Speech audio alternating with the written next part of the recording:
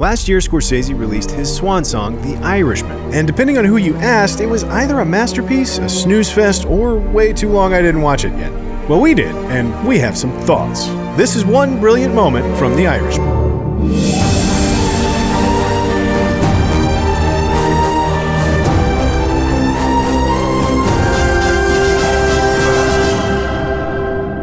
3.5 hours in length, The Irishman is a behemoth. It seems to grapple with who we are as a country, who Scorsese is as a filmmaker, and who we all are as human beings all at once. And there's a part of The Irishman where all of it comes together like a symphony's final movement, bringing Marty's entire oeuvre into focus, engaging with who he was and where he knows he's going, that made us feel so intensely we just had to talk about it. But before we do that, we gotta warn you that we're going to spoil the hell out of this entire movie. Like, everything in it, and it really deserves a fresh watch. So, if you've got a 3.5 hour chunk on your calendar, save this for later and give The Irishman a watch first. But just in case you forgot, or you don't want to take our advice, here's where the moment finds us. Frank Sheeran is the Irish heavy for the New York mob, bodyguard to Jimmy Hoffa, and Bobby De Niro with the lumber of a very old man and the face of a very slightly less old man, but we're suspending our disbelief, okay? And the story has two timelines. In the first one, we start at the beginning and follow how he got involved with the mob and, through them, Jimmy Hoffa. In the second, he's as old as he looks and taking a road trip with Joe Pesci's Russell, a New York boss and father figure to Frank.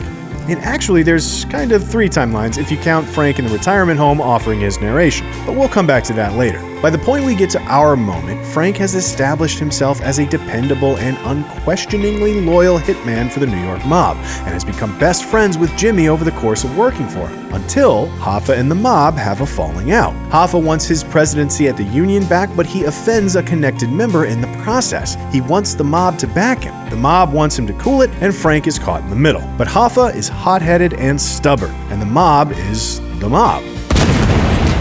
And despite some serious diplomacy on Frank's part, it all comes to a head at Frank's Lifetime Achievement Banquet, where, for the first time, Hoffa and the New York family heads end up in the same room together. It doesn't go particularly well, and it kind of ends like this.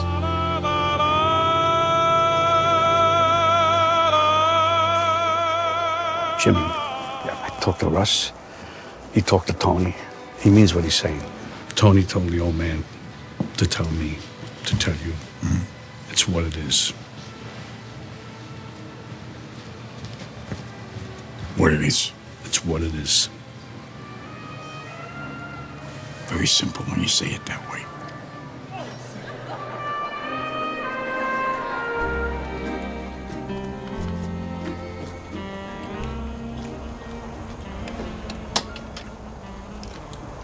And this has a very particular feeling to it, but it doesn't stop there. This moment keeps going. What do you say? He's thinking about it. Thinking about it? Yeah. And going.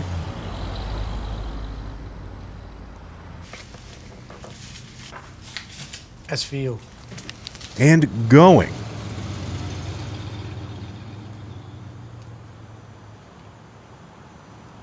Oh, that's good. Okay.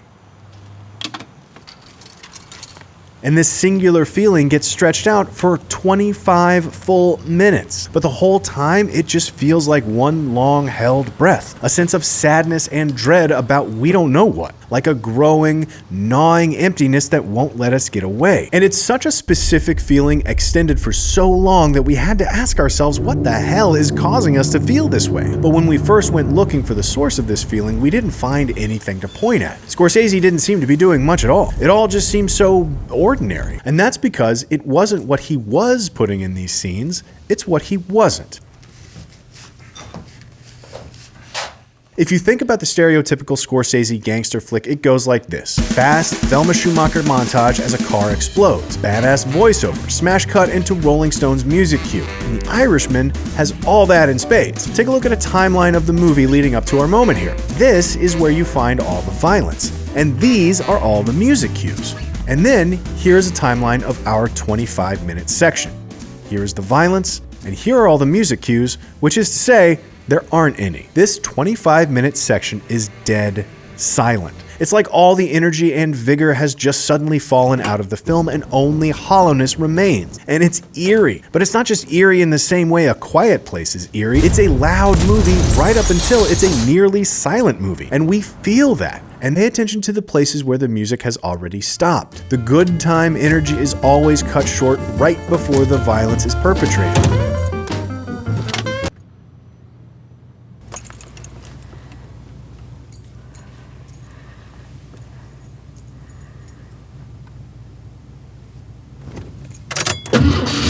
But this sound of silence effect isn't just working on us in a vacuum. The story itself suddenly goes quiet too. Look at the film's structure right as the silence starts. Just as the last bit of music for nearly half an hour is echoing into memory, our first timeline merges into the second like an on-ramp. The banquet is the end of the Frank becoming a gangster storyline. The very next chronological event is the planning a road trip storyline we saw in the beginning. And with that, we have no more good old times to look back fondly on. Only the rest of the trip. It's always been pretty quiet, but it's also kinda boring. There's no tension, hardly any conflict, and the only real drama we've run into so far has been whether or not Russell's wife is allowed to smoke in the car. All they do is make a couple phone calls. They check into a hotel, sit by the pool, use the payphone again. There's not really anything happening here. What movie does that? And sure, there's the Hoffa conflict in the background, but it's almost like they're avoiding talking about it in order to keep things civil. And as far as movies go, civil is usually boring. But in this case, it's actually the second turn of the screw.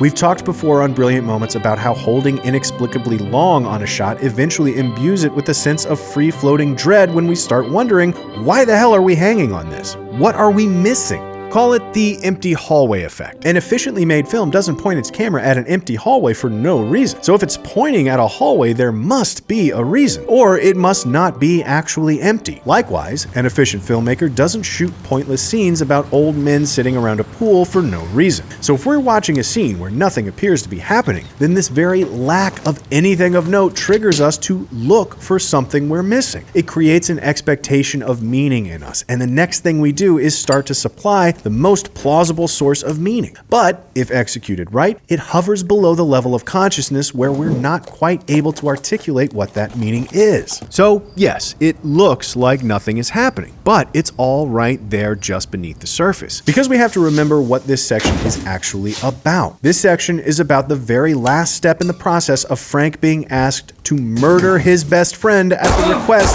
of his other best friend. At the pool, the hallway isn't empty. Watching through a second time, knowing the ending, it's clear that Russell's phone call is actually him setting up a hit, and his prompting De Niro to go call Hoffa back was actually a part of his plan. This was a key step in Hoffa's murder. It just looked like two old dudes sitting by the pool. Even when Russell tells Frank, he doesn't actually say anything concrete.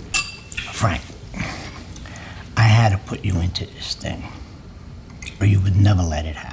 Which they've already set up. What do you want me to do? No, not that one. There isn't even an opportunity for Frank to protest, because that's just not how Frank allows himself to be, which Scorsese has set up too. You got orders, you follow them. They tell you to bring some prisoners into the woods, you know, and then they don't tell you what to do. But they just say, hurry up. So Frank is caught in this dreadful situation where there's not allowed to be any outward drama about the murder because it's not going to be asked, and he can't say no, even as he deeply wants to. So all the tension Frank can't bring up is suffered internally, which is exactly what we're doing as the audience, watching it not be talked about.